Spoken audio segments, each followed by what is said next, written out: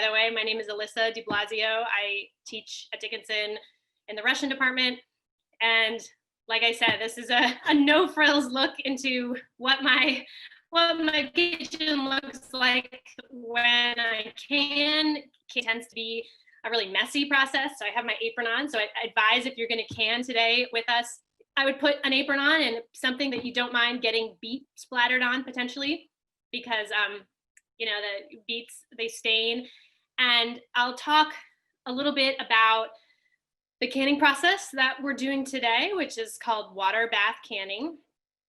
And then we can also just talk about canning in general. If we have a relatively small group, so if you don't mind turning your camera on, if you're comfortable with that, feel free to do that, because then we can see into each other's kitchens and we can have a, you know, communal sense of what we're all doing. And also, if you have questions as we go along, I would recommend try them in the chat, and maybe Maddie, our wonderful farm coordinator, can answer them. And if not, I've made a note to myself to stop occasionally, and I can look for the raised hand icon. So at the very bottom, you can choose to raise hand in Zoom. And so you can raise your hand and stop me and ask a question. And if the question is really urgent, like you feel like you're gonna mess something up, just unmute yourself and yell it out. That's okay. Again, we're a small group, and so we can interrupt each other a little bit. Yeah, and great, right? So if you have something going on in the background that you don't want to share your camera, that's all right too. But sometimes it's nice to see each other, especially in this crazy time where we feel disconnected from everybody. It's nice to see some faces. So as I mentioned, my name is Alyssa. I teach in the Russian department at Dickinson, and I've been canning probably for about 10 years. And honestly, it started because I moved to Carlisle. I moved from a city of 18 million people. I moved from to a city of 18,000, and I was the only member of my family at the time when I moved here, and I thought, what am I going to do with myself in this small town, which I've come to love? And I also have a problem of buying too much produce at once, much more than I can consume. And so I would go to a market and buy, like, you know, 30 pounds of gorgeous peaches and then not be able to eat them. And so I started trying to look into preserving them. And the other reason I got into canning is I am a Russianist by training. I spent many, many years studying and living in Russia. And Russia has a wonderful tradition of food preservation. You know, the growing season in much of European Russia is much, much shorter than we're used to here in central Pennsylvania. The kind of things that can be grown are limited. And then also in Russian history, there has been a significant amount of, you know, food shortage and food insecurity because of war and famine and unrest. And so Russians have this wonderful tradition of growing everything they can in a very short growing season and then trying to preserve it in as many ways as possible so that you can enjoy bright colors and vibrant flavors all through the season. And I, you know, spending time in Russia, I really came to love all of these mystery jars that you would find in the back of people's refrigerators and in their pantry of all kinds of mushrooms and pickled fermented goodness that at first I was like, oh, that's not for me, no thanks. And then I came to love them, and now I'm obsessed with all things fermentation. And for instance, you can find on my counter at any moment of the day this weird thing of milk, which maybe some of you know as kefir or kefir, sometimes people say in the US, Kefir, which is this sort of symbiotic colony that eats the I'm blanking on the word here, not lactose, that eats the lactose in milk and creates kefir, this sort of fermented milk product, right? So now I'm all into all kinds of weird fermentation, but it took a long process to build my taste buds to enjoy these sort of things. And so I chose beets because beets are the workhorse of Russian cuisine. You eat them in the summer, you eat them in the winter, you can eat them grated, boiled in soups, and they offer such a beautiful color and flavor to foods. And also I chose beets because, as I told Maddie, you know, I think that beets are maybe, for those of you who participate in the Dickinson Farm CSA share, I think beets are maybe the food that we know what to do with least. Like I get them in my share and I think, oh, these are beautiful, but then like, I don't have time to boil these things and like peel them, and they stain my hands. They make it look like I've committed like a horrible crime, right? They like drip red color all down your wrists. And I don't, you know, now my family has 3 people in it. I'm like, I don't have time to do that. And so what I tend to do with beets is I will process them all in one day. I'll save a bunch of them up and then just spend a couple hours dealing with them, usually canning them or boiling them. So right now I have this, you can see this like huge bowl of boiled beets, which is how I deal with them. I boil a ton at once. You can can some of them, you can put them on salads.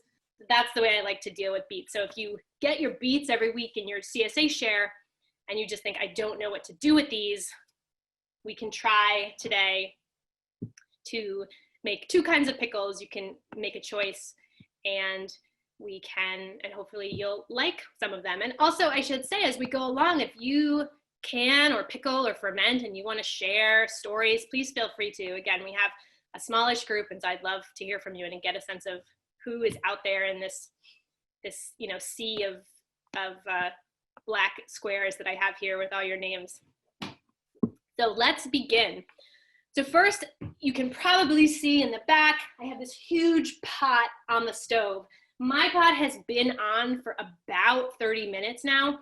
My stove, I have a gas stove. For whatever reason though, it takes a long time to heat up my pot of water, maybe because it's a massive pot of water. Usually it takes me about 45 minutes to an hour, and it heats up the entire kitchen. So usually I send my family away. Right now I've sent my husband and daughter to Massey's, the local ice cream place. I made them walk there. So it'll take them really long, because otherwise my husband complains, why have you heated the house up? It's the middle of summer, what's wrong with you? But in February, when we're cracking open these jars of beets, everybody appreciates it, hopefully. So this is called water bath canning. And basically what it means is it means that we are submerging the jars in water for enough time where the food inside, the matter inside, heats up such that when we remove them from the water, all the air is forced out through these, right? You have the rings and then the lids. The air is forced out, creating essentially a vacuum. So inside the jar, you have an environment where there's no air, and where there's no air inside, then no bacteria can grow. And I'll start by saying, the first time I ever canned anything, I followed a recipe to the T. I did peaches, I canned peaches. I woke up in the middle of the night, I ran downstairs, I emptied them all into the garbage, and I just thought, I'm gonna kill myself. What am I doing? I just panicked, right? Because you hear these stories about, oh, you can't can because botulism, right? Botulism is like the scary word. But the thing that I want to let you know is that I learned after, when I read up a lot on canning after that and took some classes, is that if you follow procedures properly, you don't have to worry about botulism for 2 reasons. One, because if you follow procedures properly, then you're creating an environment with no air, and so botulism doesn't have the opportunity to grow. And second, you have to make sure you're canning the right thing. And as long as you're canning the right things, so these, we'll talk about low acid and high acid foods, you're making the right choices, then you also are not providing an environment where botulism can grow, because botulism needs a certain environment. And so there are these great manuals that you can buy, or you can look them up on the internet, that give you the pH value of foods. And so you have high acid foods. Actually, the pH scale, if you know, is a little, it's sort of counterintuitive, because low numbers like 2 and 3 are considered high acid foods, and then higher numbers like 6 and 7 are low acid foods. But so high acid foods are things like, right, lemons, apricots, plums, peaches, sauerkraut, right, when we make cabbage into sauerkraut, apples, blackberries. These are high acid foods, and these are foods that we can safely. Low acid foods, and hear me out before you say, but wait, we're doing beets. Right? Low acid foods are foods that you cannot can safely, like carrots, beets, turnips, asparagus, lime beans, unless you add acid to them. So when we do pickles, we're adding vinegar. And so we're essentially taking the acid level and making a low acid food a high acid food. And bacteria can't grow in this high acid environment. So what you should not ever do is take a beet and pop it in a can and leave it on your shelf, right? Because that is a low acid food and it's inviting bacteria to grow in there. But if you create a high acid environment through adding an acid like citric acid, vinegar, lemon juice, things like that, you're taking these low acid foods, you're raising the acid level such that it becomes high acid.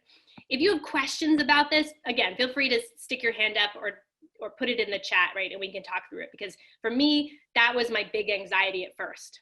I'd heard the word botulism and I thought, how am I gonna do this safely? But if you actually look into cases of botulism, it's mostly people who are canning meat, like they're putting meat, which is a low acid food. They're just putting in a jar, making a sauce, putting it in a jar and sticking it on their pantry, right? And so that's a low acid food with no addition of acid. And all the recipes in a good canning cookbook are tested by labs. The Ball Canning Lab is one of the famous ones. And so those recipes are trusted because they'll give you the pH level of everything that you put in your jar. Now, one thing to keep in mind is that there are some foods that are on the threshold. These foods are white peaches, figs, and tomatoes. So these are often foods that people think I can safely can, but actually you need to add acid to these foods to safely can them. The tricky one is tomatoes, because some people have grown up canning like grandma's tomato sauce recipe, and will just make tomato sauce, put it in a jar, drop it in the boiling water bath, and keep it on the shelf. But one of the problems is that tomatoes are low acid, and actually varieties of tomatoes now that we eat are even more low acid than they used to be 50 to 100 years ago, because now we prefer a sweeter tomato. So you really have to be careful with tomato sauce. And I encourage, if canning tomato sauce is something you want to do, follow a recipe that has been tested, because you do risk having a product that is too low acid and having it spoil and, or creating something that's unsafe.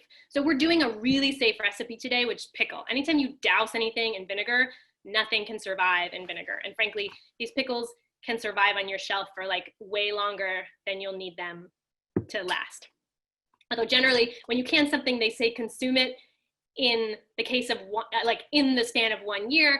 But I have had stuff that I've forgotten about for like 2 or even 3 years, right? Don't tell anybody, and you crack it open, and like maybe it's not as like taught as it used to be. Like maybe the quality is a little down, but it's totally safe as long as you don't see any mold or anything forming at the top. So any questions about this before we move on to talking about the gear? One of the tricky parts, and maybe, let me just ask you, even though most people have their cameras off, let me just ask you, like, give me a little like thumbs up or wave signal or something if you're actually, I already got one, if you're actually making something today, if you're actually gonna can, just so I can see who is going to can with us today. Oh, a thumbs down. Thumbs down. Oh, good. Okay. So we have, all right, we have a couple people who are actually going to can with us today, and maybe some people are just here to learn. So one of the things that seems very challenging about canning is all of the stuff that you need. Okay, good. We have a few more people. But once you do it a couple times, it doesn't seem as daunting. I tend to just do one vegetable one time every year, right? So today is my beet day. So I'm going to do a ton of beets, and then I'm done for the year, and I'll have a tomato day, right? And so that makes it a little easier. And also a lot of the stuff you can actually reuse. So if you see in the background, I have this very large pot, and that is not a dedicated canning pot. Some people buy canning pots. I used to have a canning pot, but then I just got this huge pot, and like my husband, who's from Maine, if he wanted to, he could put a lobster in it if he needed to, right? He's never has, but we could reuse it, or it can be used for spaghetti. We can reuse it. So my advice is if you think you're going to be doing a lot of canning, start to get stuff that could serve multiple functions. Because I really only can in like August and September, and then maybe I make jam like in May when the berries are fresh or something, and that's it. So we need our pot. We need something that keeps the jars from touching the bottom of the pot because they roll around there in the boiling water and you could risk having your glass break. So what I ended up getting, again, a canning pot will have a special thing made for jars. But what I found is I actually found a cake. This is like you know, it's the kind of things that a cake cools on, and it fits the bottom of my canning pot perfectly. So I can use it as a cooling rack. But what I actually do is then I slip it at the bottom. It keeps my jars off the bottom, and it allows a little air under there to circulate so the jars aren't banging into each other. So what I'm going to do now is I'm going to drop it in there.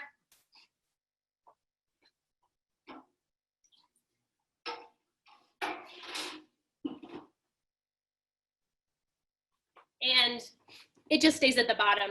And when I lower the jars in, it'll rest on that. You need a stainless steel ladle. The water gets really hot, and so stainless steel is better than plastic, but if you have plastic, it's fine. Oh good, we have another person joining us to can. One of the really specialized things that you do need that I haven't found another use for in my kitchen, frankly, is the jar lifter.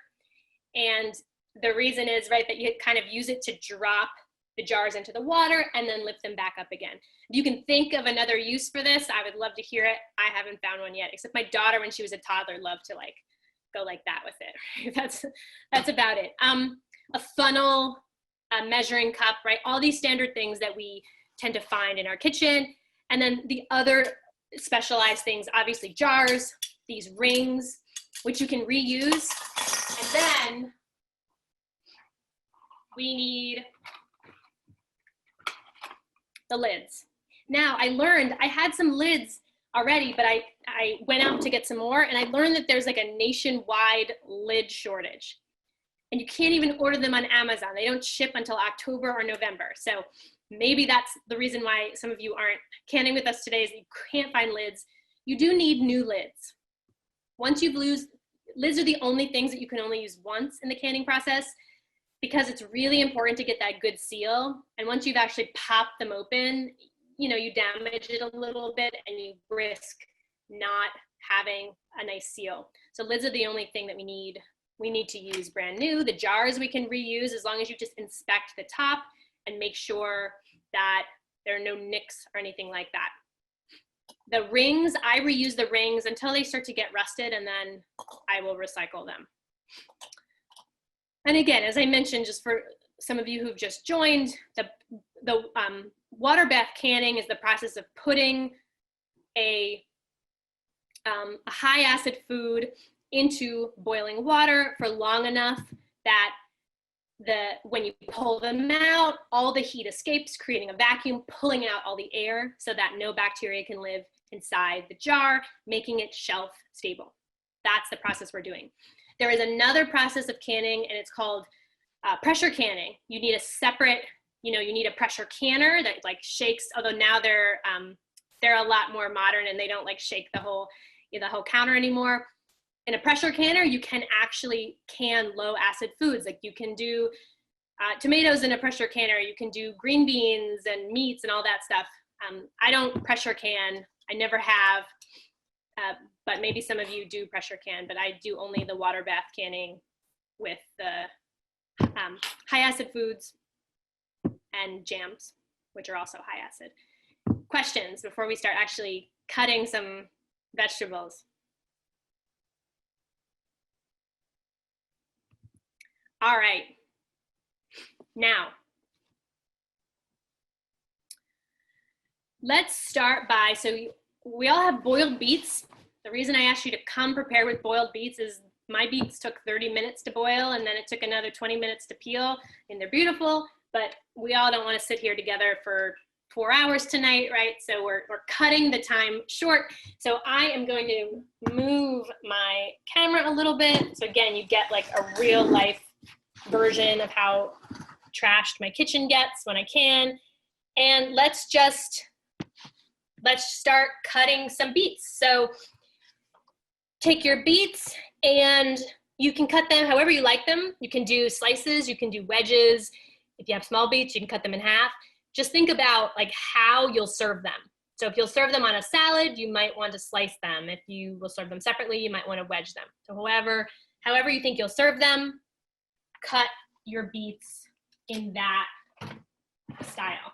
And as we're doing that, because it'll take a couple minutes, feel free to ask some questions, or if you want to share any of your own stories about canning, I would love to hear that. I personally haven't been canning, but I know a lot of people at the farm, including some people on this Zoom right now, have been canning a lot. Yeah. Specifically peaches on the from market. Yeah, good. And so how do they do their peaches, you know, Maddie? I think there was boiling water involved. Yeah. There was a lot of I guess anxiety around botulism and such. So I'm sure some of the people on this call are relieved to hear some of what you've had to say so far about the high acid versus low acid things and the risks associated with it. Yeah, and the number, right, so the number actually is 4.6, right? And so that gray area is like anywhere around that, like tomatoes or figs, even though they're in the gray area, I would not recommend doing them unless you're adding an acid. But anything that's high acid, I mean, the thing I always have to remind myself is like people have been preserving food for like thousands, if not millions of years, right? And like not all those people had a college education or any kind of education, right? So we can handle it, right? No matter where we are on the scale of like intellect or training, it's not about that, right? If we follow a recipe, we can do what people have been doing throughout history. And I think sometimes we overthink it. Like there are a few rules you do have to follow, and you do want to be careful of that. You don't want to just willy-nilly like pop something in a jar. But if you follow the rules of high acid, low acid, and you get yourself a chart or download one from the internet, as long as you know what you're canning, it's really, really, in fact, safe. And like, I challenge you to find a story of somebody who has ever gotten botulism from pickles or jams, right? Because we just know chemically it cannot survive in those environments. Now, yeah, if you leave it on your shelf for 10 years, like it might just get weird. And I wouldn't eat it, right? But like we also, like I ate some cottage cheese the other day that was like not so good. And I was like, oh, that's gross. And then my husband was like, yeah, but like you eat funky blue cheese. I was like, that's true, right? Like we eat stuff that's weird all the time. So there's a difference between funky and unsafe, right?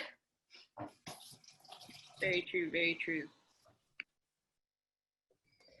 And Maddie and Alyssa, last year, I was able to volunteer at the farm, and then I can with Jan. So I did some zucchini pickles, and then we also did some beets, and it was really fun. The good news is that, you know, the college can actually help us with the volunteering, because we get 8 hours anyway to volunteer. And so, you know, we can just kind of set it up with Jan, maybe in the next summer or maybe in the fall if there's any openings. Of course, you know, with COVID, it's a little bit harder, but maybe next year or something. So it's a good opportunity to learn, you know, have some hands-on learning as well. Yeah, great. And it's always nice to do something for the first time with somebody who's done it a lot, because it gives you that sense, right, of like, okay, this person has done it. I'm going to be okay. I don't have to, like I did the first time, run downstairs in the middle of the night and like dump perfectly good canned peaches into the trash because I'm afraid I did it wrong.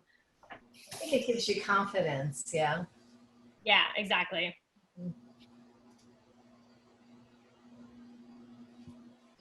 Oh, I see Paige. Hi, Paige.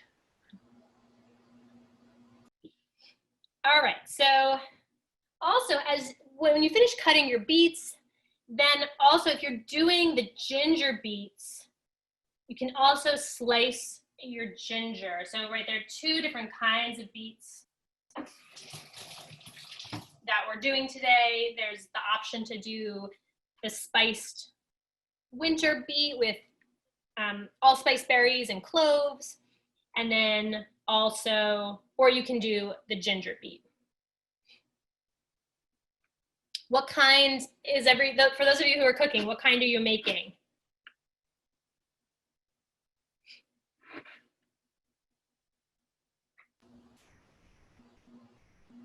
I'm going to wait to make mine because I'm going to talk to my aunt after looking at your recipe to see what she makes, because it's my mother's favorite and I want to see how they compare actually. Yeah, that's fine. And you know, you could also do both and see what you like. Right.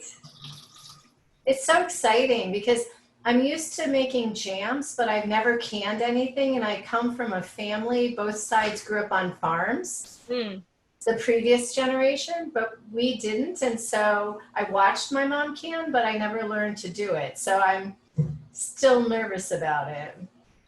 Yeah, it's, you know, as I said, right, it's funny because it's something that so many generations have done, and yet, like, I'm even guilty of this. I mean, I have a 6-year-old daughter who loves to help me in the kitchen, but sometimes I just have so much going on that I'm like, oh my gosh, you just need to go into the other room and do something because I can't handle, right? And so it's, and you said you also didn't learn to can, like, I think I could be better about teaching her how to do it so that she doesn't have to then also as an adult rediscover it and relearn it.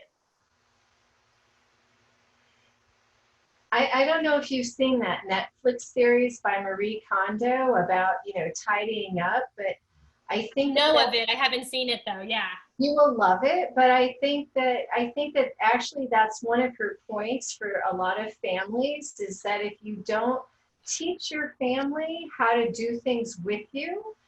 So my mother always sent us out of the room because there were just too many of us, but her older sister taught all of her children.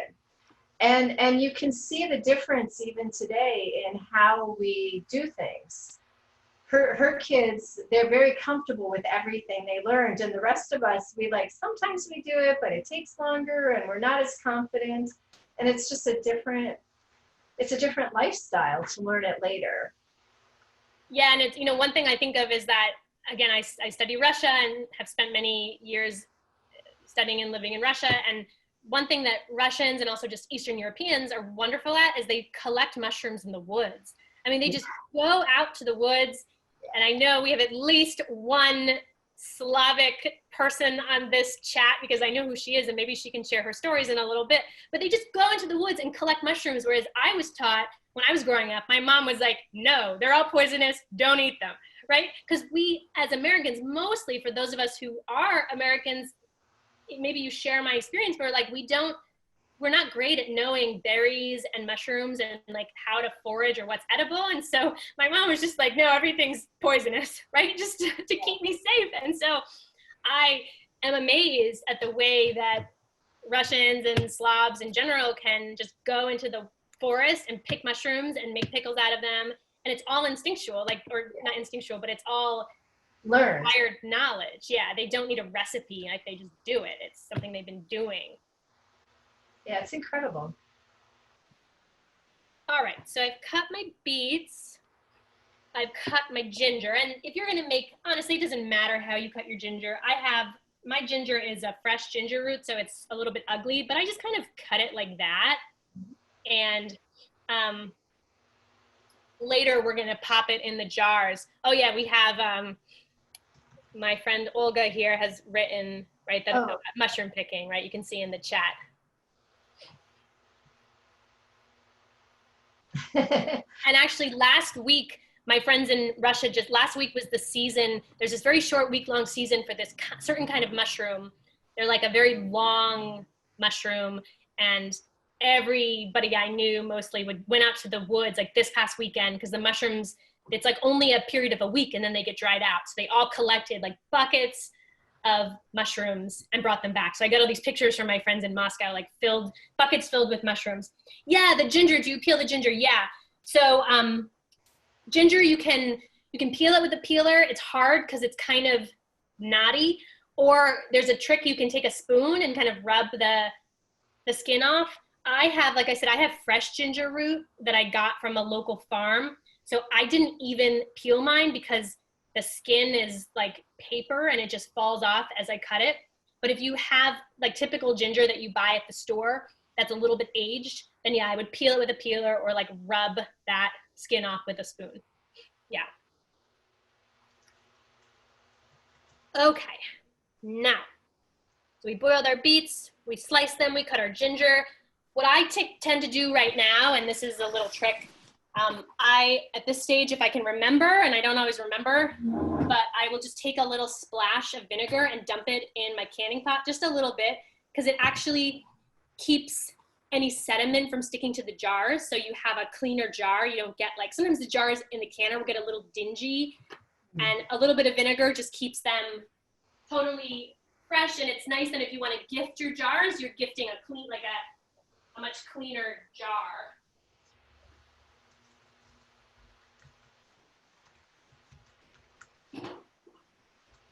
But I don't always remember to do that, and it's really not a big deal. If you don't, you can always wipe the jars down afterwards. Because essentially, like, you're boiling these rings, right? And then sometimes that aluminum will get into the water, and it doesn't get into your product, but it will just kind of stick to the jar. Now, okay, so now we have the canner is still not hot, right? It takes a long time. That's why this is a process. Also, if you're doing this alone, you should like crack a bottle of wine or like a beer or like a mocktail, right? If you don't drink, whatever it is that you do to relax, like that's what you should do now. Put on some good music.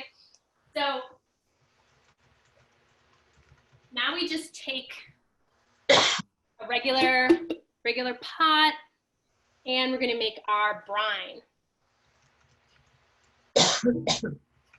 So, oh, I love it. In the chat, we're getting like the secrets of mushroom picking in the Slavic world. This is good. So yeah, and it's true, right? People don't want to share their mushroom picking spots because they have a really good spot and you don't want to tell everybody. So we are doing, if you're making a single batch, which makes about 3 jars, I usually honestly will like triple or quadruple it because if I'm going to do it, like I'm going to go all the way. If I'm going to heat that canning pot up to a rolling boil, like I'm going to make the most of it. I'm not just going to do 3 jars, right? But for the 3 jars, you do 2 cups vinegar. I have apple cider vinegar on here. You know, it doesn't matter though, honestly, like whatever it is, the important thing is that it says 5% acidity, because that 5% acidity, you know, is going to make your low acid food into a high acid product. You can use anything, white vinegar, apple cider, as long as what I wouldn't use is like a fancy vinegar used for like drizzling on a salad, because that might not be 5%. The key is that you need it to be 5%. And so for the single batch, we do 2 cups of vinegar. I'm at the end of my apple cider, so I'm gonna do, let's see, the apple cider gets me like exactly 2 cups, and I'm gonna double it tonight. So I'm gonna see what I get here. You know, once, the first time you do it, follow the recipe to the T, because it'll make you feel better and you'll know you did exactly what was said. But then as you get comfortable, you'll know what the safe substitutions are, you know, and you know what changes the acid and what doesn't. But, you know, the danger is when, say you're doing a tomato sauce recipe and you're following the recipe, but then you say, oh, let me just add a little more garlic because I love garlic. Well, garlic actually lowers the acidity. And so that could risk bringing your product down. That's not a safe substitution, but substituting one vinegar for another at the same acidity level is just fine.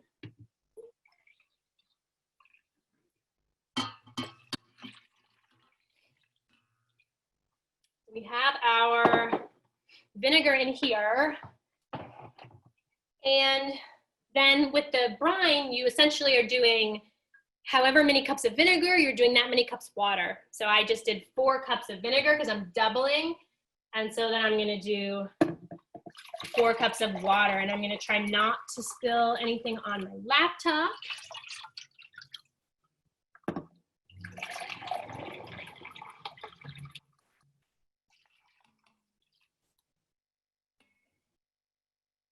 And you can, right, I use a glass measuring cup liquids. If all you have is the cup, that's fine too, you know, whatever you have. These are more accurate for liquids, right? But like for many years I used this for liquid because I didn't know, you know, it's fine. It's as long as you're doing the same ratio, right? You have the same ratio of water to vinegar. What you don't want to do is to add more water because then you're playing with the acidity level. And we're going to put in, right, so for the single batch, you put in, right, so you have 2 cups water, 2 cups vinegar, a single cinnamon stick, and we have the recipe that I'm using calls for a cup of sugar. Now, personally, I tend to do less sugar because I prefer a less sweet pickle. I'm not crazy about sweet pickles, and sugar doesn't mess with the acidity, right? Sugar is not an issue of acid. Actually, a lot of people, some of you might do jam, so a lot of people think that sugar has to do with the safety of the food. Sugar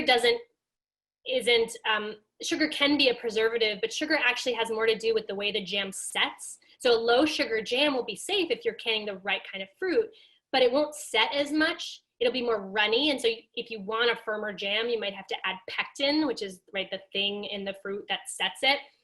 But as far as a pickle, you can reduce or eliminate the sugar in a pickle, and that's fine. So I don't really like a lot of sugar in my pickles, but if you're getting used to eating beets, the sugar could be nice because it could help you get used to the flavor of the beet, and then you slowly reduce that sugar, so that's up to you. I've lost my sugar. Oh, here it is. So I'm gonna probably cut that down, but that's up to you. Any questions about this point too? At this point, you can just like jump in.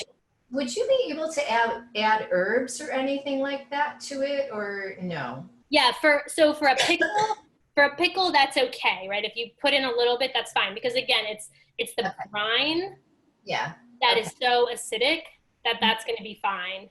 Okay. Yeah. Just curious. Yeah. Mm-hmm. But for non-pickle, like if you're canning a vegetable or you're canning a sauce, that even adding an herb could take you the wrong way. Okay. Yeah, exactly. Okay. Pickles and jams are the 2 very safe things, and you can experiment with those. Okay. As long as you have that brine base, yeah. Okay. So we've added sugar to your taste, and then so if you want to do the winter spice beets, then you can do some allspice berries, which are these whole berries. Okay. And I would recommend about, right, I have here a tablespoon, right? And that's enough so that in each jar later on, you can have like 2 to 4 in there. So that basically what happens is you get the flavor in the brine, and then as the pickles age, right, as they like mature on the shelf, you want some more in the brine because then they develop a better flavor. And actually, if you start to can more, a great thing to do is to taste. So like open one of your jars right away and taste that, like open it in 2 weeks and taste that, and then open it in 2 months and open it in a year. And it's kind of like wine, right? Like it definitely has a different flavor. And I think, right, that the pickles they'll become more pickled, and then they'll get more of the flavor of the spices as they sit in the shelf longer. And then really at about the year point, then they'll start to lose some of the flavor. So you can kind of taste them at different points and get a sense of how that product is, you know, developing in the jar. So now at this point we have our brine. I'm gonna put this on the stove.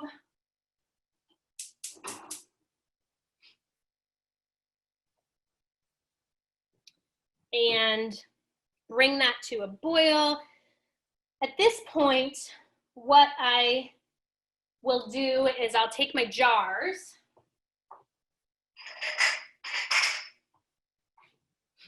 Right, so take your sterilized jars. You can either you can sterilize them in a number of ways. So some people have a dishwasher setting that's sterilized.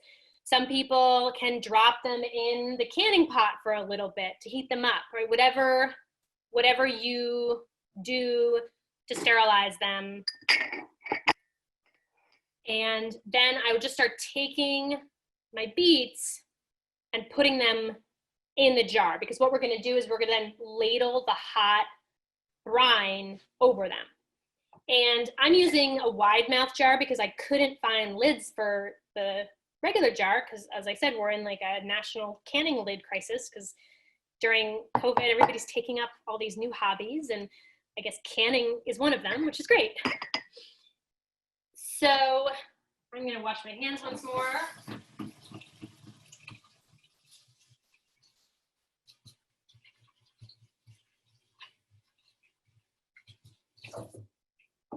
And then just kind of packing these in the jars.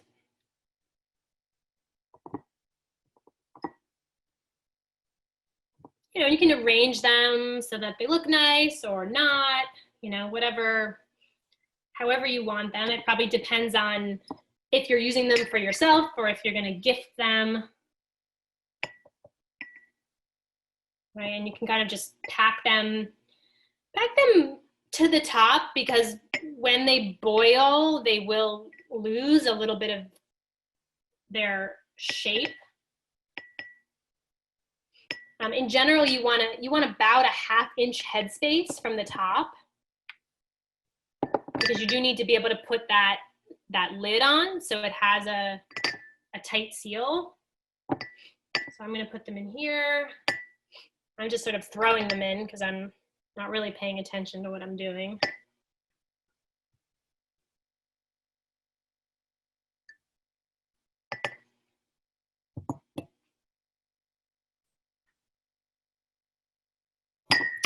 And then, any questions at this point? Oh, yeah, sure. I will absolutely show the jar. So what I'm doing, let me wash my hands because the beets get on everything. So what I'm doing is basically like, can't really see, right? So I have them and I just sort of put them in there. They don't look great because I'm not paying attention, but I'm packing them like that. And then I'll show you, let's see if my brine is ready. So my brine is still heating up, but I can tell that my canning pot is ready because, and let's see if I can do this without scalding myself. I'm gonna get my heavy duty, I have these really heavy duty pot holders, which are great for canning. So I can tell that this is ready because it's a rolling boil, and you want it to be at a rolling boil. Once it's at a rolling boil, I might turn the heat down a little bit, but still maintain that heat in there. And that means that once my brine heats up, which it almost is, it'll be ready to put the jars in. So you want to make sure that that canning pot is at a rolling boil when you put the jars in. Because if you make the mistake and you think like, well, it's almost ready, as soon as you put all those jars in, they're going to absorb, the temperature is going to go down, and your beets it's going to take like 20 minutes to get it back up to temperature, and then you get mushy beets. Because we are going to process our beets for 10 minutes. That means 10 minutes in the canner at a rolling boil with at least 2 inches of water above the heads of the jars. That will do enough to raise the temperature, pull all the air out. But if we put them in and it's not a rolling boil, we have to start our timer from the moment the water boils, right? And then you get a mushy beet, and you don't want that. That's not good. My 6-year-old is not going to eat a mushy beet pickle, I'll tell you that. She'll eat a nice beet pickle, but not a mushy beet pickle.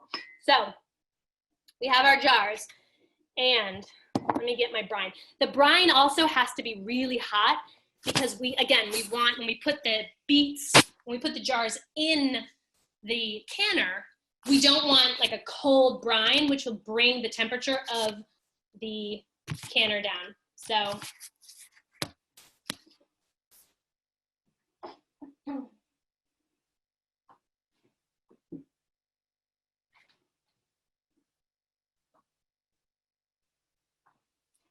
now I'm getting my lids. I have my my funnel. I put that at the top here. You can kind of see I have my ladle, right? And what I'll do, it needs to boil a little bit more, but I'll take the hot brine and I'll pour it over the beets. I'll leave about a 1/2 inch headspace, and then I'll put the lids on. And so what I'm gonna do now is I'm gonna get a towel because I'm gonna wipe down the rims. So if I get any brine on the rims, I'll just give it a quick wipe so that when I put the lid on, I know I'm getting a clean seal. And I should say, right, that like, I've forgotten to do some of these things before. Like I've forgotten to wipe my lids down and I've forgotten to bring my brine up to a boil, and it's fine. It just will affect it won't be a safety issue. It'll just affect the quality. Like you might get a mushy beet. If you don't wipe your rims down and you don't get a good seal, then the jar might not seal. So I might have to put it in the fridge as opposed to it being shelf stable. So these are not things like if you don't wipe your rim down, you're not gonna like kill your whole family, right? That's not gonna happen, don't worry. Again, as long as you're following the recipe, you're following the ingredients and especially the level of acidity, you have a safe product. So this is still boiling. As I wait for this, what questions do you have, or anybody want to share anything, or something you've canned before? Maybe you've had a successful canning venture or a not so successful canning. I've had jars break in the canner on me. I've had, things don't seal. Sometimes that happens. Like sometimes the humidity or whatever, just the fates are not in your favor and nothing seals. So I'll tell you this, like, yeah, you could make all of these things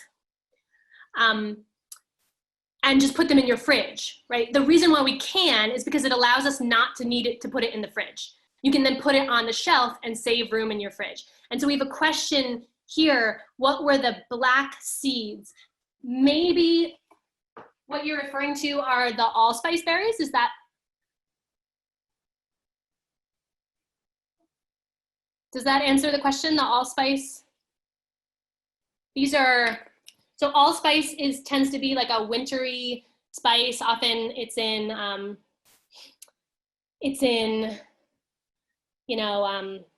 like a mulled wine or something like that. That's what an allspice is. And there were 2 recipes. The one was for allspice, a wintry beet, and the other was for ginger. So another question, if a recipe calls for lime or lemon juice for the acid, can you use vinegar instead? You can, but it's not a 1-to-1 ratio. So you have to be really careful that you follow a recipe, because it's not that a cup of vinegar equals a cup of lemon juice, because the acid levels are different. And so here, if you're messing with any of the acid, meaning citric acid, lemon juice, lime juice, which I think is less acidic even than lemon, or vinegar, you need to follow a recipe until you know those conversions, because you can't just play around with that. That's actually one of the issues. That's one of the things that could compromise your product.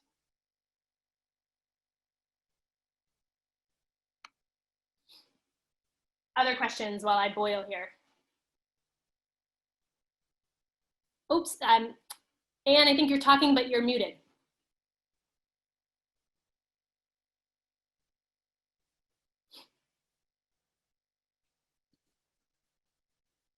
Oh, you're still muted, Anne. Oh, yeah, great. Yeah. I didn't catch how much salt you put in. So thank you. I completely forgot the salt because I was talking. Thank you. So that would be a really weird pickle, right? So yeah. Thank you. My goodness. So we're doing 2 tablespoons. This is really critical, right? Because we're making a pickle, so we want something that's vinegary and salty. For the one batch, we want 2 tablespoons of salt, and it has to be pickling salt. And it's key that it's pickling salt. Like you don't want to use table salt because actually pickling salt will leave you with a clear brine where table salt leaves a residue. And so you get a very cloudy product. So make sure it's pickling salt or preserving salt. And so we're doing 2 tablespoons of that. Yeah, thank you. See, this is what happens. I'm the kind of person, like if I'm talking and driving, I end up at the wrong place because I have trouble talking and focusing on what I'm doing, which you think I'm a teacher for a living. I should be able to do that, right? Now, all 4 of my grandparents were from Poland. Oh, wonderful. And they came over in the early 1900s. I was a change of life baby and my daughter was a change of life baby. So my roots go way back. So everybody in my family canned. Wonderful. And they canned everything, and they had a garden. My grandmother had chickens. There was a cow down the street in the New Jersey suburbs. It was that kind of a situation. My Aunt Helen had now this is a solution for you if you're really serious. My Aunt Helen had a kitchen put in her basement so that she wouldn't heat up the house canning. Oh, believe me, I've had the family conversation about the outdoor kitchen, but not like one of these like $100,000 outdoor kitchens, right? I want like the really, what they call the summer kitchen, right? The like burner out in the garden. We've had this conversation many times, and we've agreed, my husband and I, that I can heat up the house and he'll be okay with it rather than take over the backyard. Well, I don't know if you have a basement. The kitchen was in the basement. Cool. So 2 kitchens, and that was typical if if you had an older house. But and they used to pick wild mushrooms.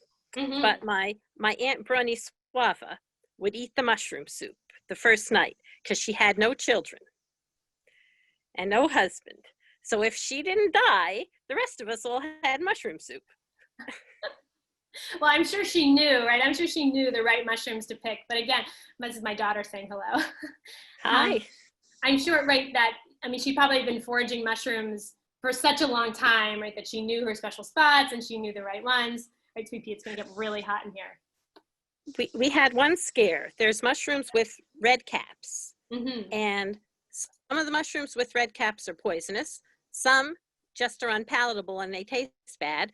And some are tasty. So we had some of those red cap mushrooms and the soup didn't taste good.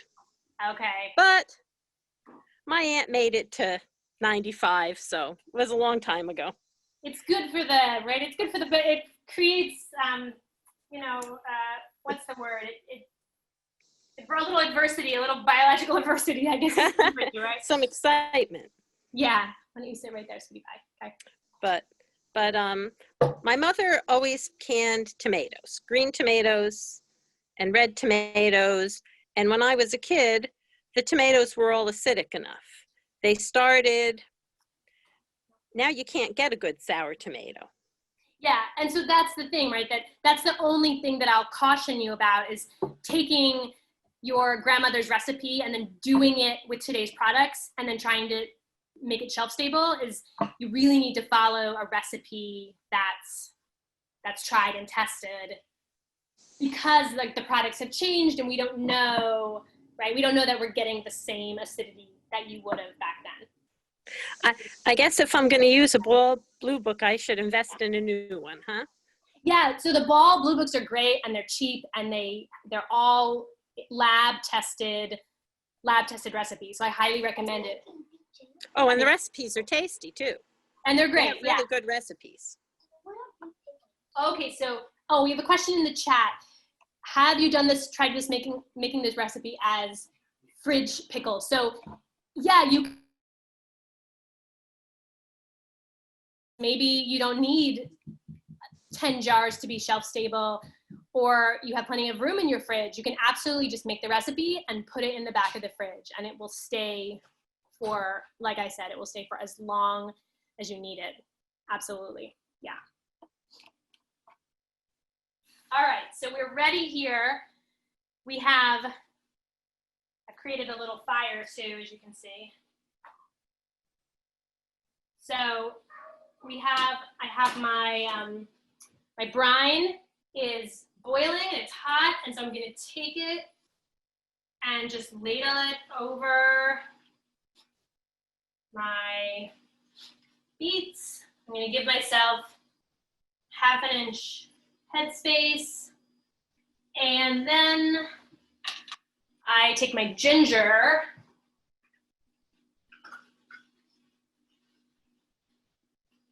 and I'm just gonna even it, you know, make sure I have an even number of ginger pieces in there in each one.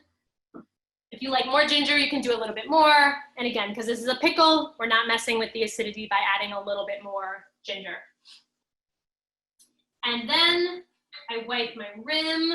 As you can see, right, I'm just gonna take a towel, a red towel, in case I get any beet on it, wipe my rim, put that, it's nice and hot, so be careful you don't burn yourself, put that jar, that lid on, and then I take one of my fans. If you can hear, I have all kinds of stuff like steaming and sizzling over here. That's one of the reasons that I'm, you know, with my daughter, I'm always cautious too, is like, it gets really dangerous. You have like tons of boiling water and stuff. And then I tighten my lid, and I don't tighten it too much. You don't really need to muscle it, just enough, just like to the touch, because you don't want it too tight, because you actually want the air to be able to come out of there. So just a little bit, give it a little, you know, just a little tight, nothing too significant. And we just do that to all our jars. I'm only gonna do 3 now, so I don't waste your time, but when we're done, I'm gonna do a whole lot more, because why not, right? If I'm doing all this, then I wanna be eating beets the entire winter long, like with every meal, right? So, okay, some ginger.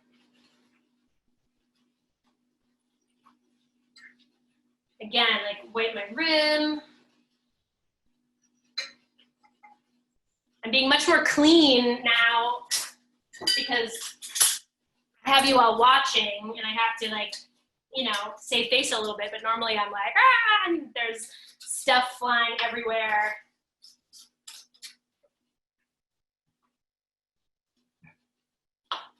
Also, I feel like the harder you work for it, the more you enjoy it in February when you crack open the jar, right?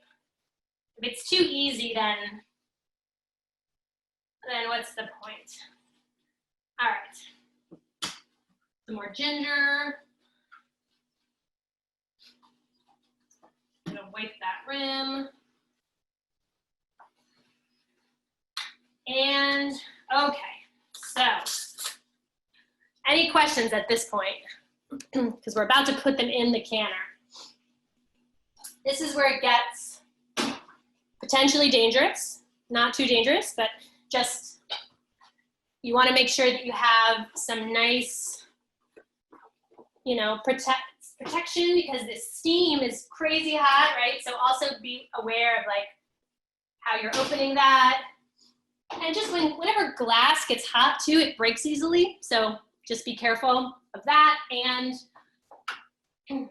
this is where I need my specialized equipment. So I have this little jar lifter, and I'm gonna take it and lift it into the canner. And I wanna make sure that they're not touching if possible, so they're not crashing up against each other.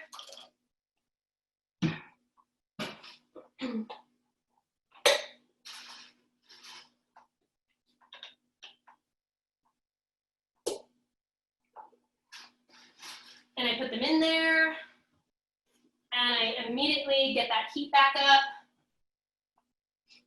put the lid on, and I'm already at a rolling boil, so I can look at the clock and I can say, okay, it's 7:02, I had 10 minutes, so at 7:12, I'm gonna take those out. So that means we have 10 minutes. So I'll tell you basically what'll happen at the end, and then if you have to go, because it's already 7:02, you can leave us, or we can spend the next time just chatting. So what happens is at 7:12, I'm gonna take those out, and I'm gonna be really careful how I lift them, because everything's gonna be hot, right? And I'm gonna lift them out and lift them back onto I have my counter and I have a towel here because they'll be wet. And what you'll hear is you'll hear these pops. And the pop is the sound of this jar, right? It's the sound of that sucking in. If you don't hear the pop right away, it's okay. They can pop anywhere from immediately to hours later. But you'll usually start to hear, if you have a lot of jars, you'll start to hear like pop, pop, pop over the course of the next 10 minutes. Usually they happen automatically, and that's a great sound because you're like, yes, I've done something. Yeah, if you have to go, no worries. And then you just leave them. Leave them on the counter overnight if you're canning in the evening. Leave them overnight, they'll be fine. They need to cool, they're very, very hot. The next morning, twist that ring off. And I don't have, let me grab a jar for you and I can show you.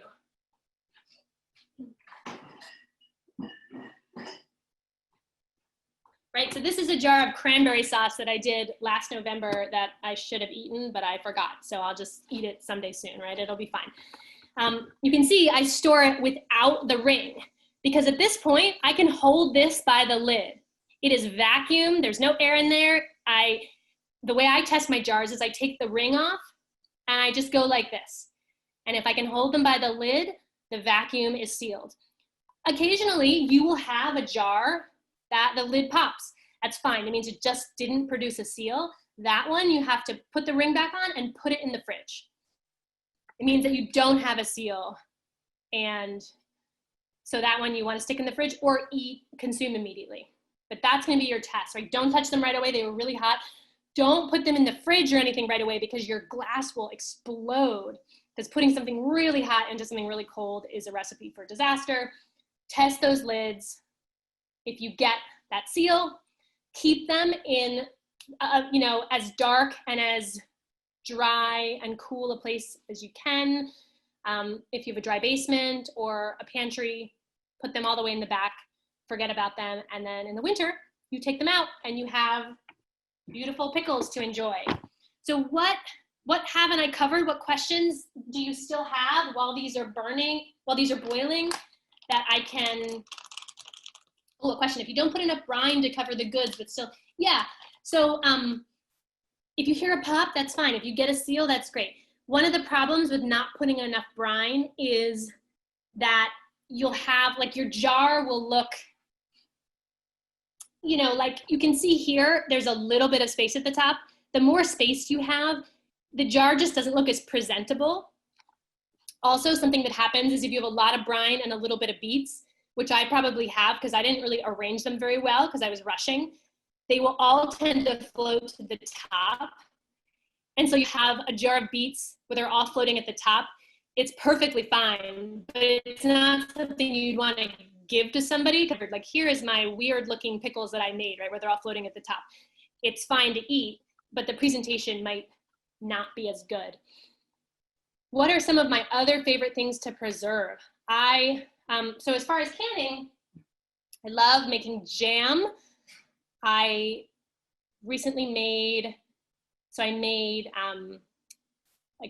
make pear ginger jam. I make strawberry rhubarb jam, all kinds of jams. I like making sort of weird jams. I like making tomato jam actually, which is an Amish thing, except I make it not with a lot of sugar and make it more spicy. So I use it like a barbecue sauce ketchup. So I love that. And yeah, I mean, honestly, I will eat anything pickled. I pickle green beans, I pickle anything, right? I love it. Applesauce, yeah, I love doing applesauce. Applesauce is wonderful. Applesauce is one of the things that you do have to be careful about adding acid to, right? Because while it is still considered a high acid food, you're not pickling it, you're not putting vinegar. And so you want to make sure that you use a recipe, like a Ball tested recipe or a recipe in like the cookbook that I recommended, which I really love. It's called Food in Jars. And it's wonderful because not only are the recipes tested, but they're different and unique. Like the Ball recipes tend to be really standard things. And she adds a lot of great flavors, like, things you wouldn't expect, but that are really wonderful. It's more of a modern take on, more contemporary take on preserving. So with applesauce, it's great. I do it all the time, but you want to make sure you use a recipe that is tested, because you do have to add acid into a little bit of acid into the applesauce, just a bit of lemon juice. Yeah. Applesauce is a lot of work because you have to peel all of those apples. Whereas the tomato jam is not as much work because I leave the skins on because it gives it actually like a nice texture. So it's kind of like a chunky barbecue sauce, right? Other questions that you might have or stories you want to share? What does the tomato jam go well with? So I use it just like I would use either ketchup or barbecue sauce. So with French fries, with sweet potatoes, if you're making like meat, anything you would put barbecue sauce on, like chicken or ribs or whatever, you can just put it on as a sauce. It's really good. It basically tastes like a homemade spicy barbecue sauce. Yeah. And at this time, especially as you know, Maddie, like there are so many tomatoes, you don't even know what to deal with, how to deal with them or what to do with them. And you can only eat enough, like so many fresh tomatoes before you're done with it, right? So, and you don't have to take the skins off or seed them the way you do for actual tomato sauce. You just like throw them all in there and chop them up. And the chunkier they are, the better, because it's like, it gives it some texture. Texture. Yeah.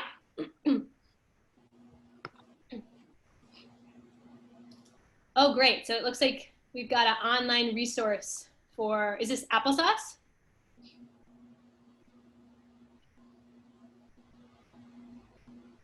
Oh, canning. Okay, great. Yeah, so an online resource for some canning recipes. Yeah, absolutely. So we're still about 2.5 minutes away from me taking these out, so.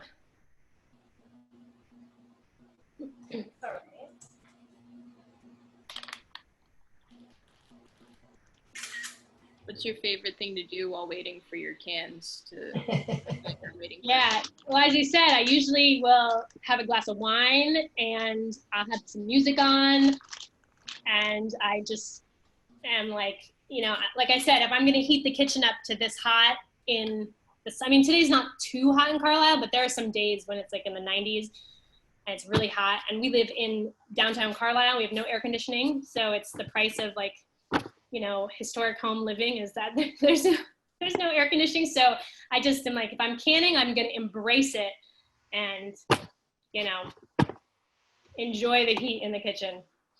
But yeah, I don't multitask when I can because I don't want to forget about my jars, which I've done, and then it's just mushy.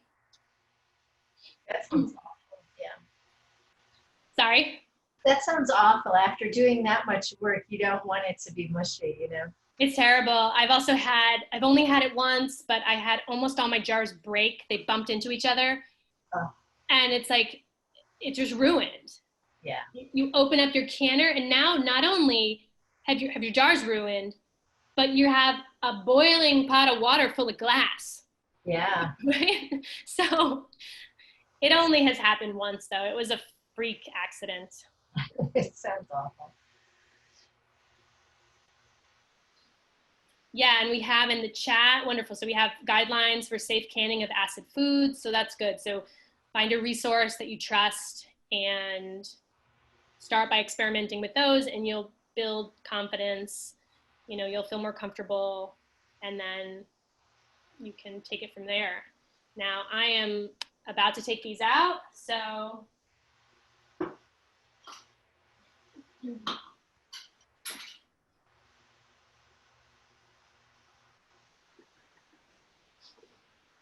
Here's where I have to be really careful.